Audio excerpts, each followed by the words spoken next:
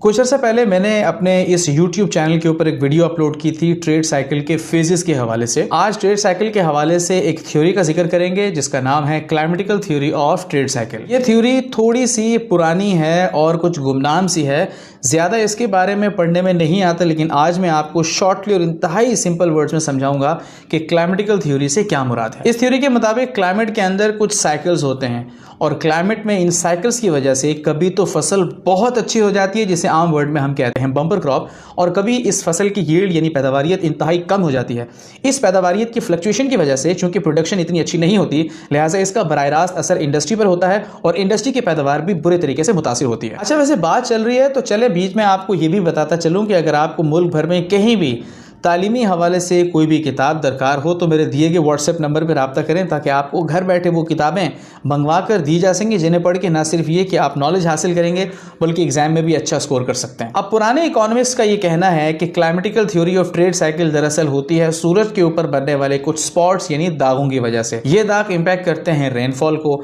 और रेनफॉल यानी जब बारिश मुतासिर कुन अंदाज में नहीं बरसती तो इसका सीधा साधा असर पैदावारियत पर होता है और फसलों से हासिल होने वाली जो भी पैदावारियत होगी उसका लामोहला असर होगा इंडस्ट्री के ऊपर। वैसे इस थ्योरी को मॉडर्न इकोनॉमिस्ट रिजेक्ट करते हैं क्योंकि उनके बकौल साइंटिफिक कोई ऐसा एविडेंस या सबूत नहीं है जो इस थ्योरी को सपोर्ट कर सके।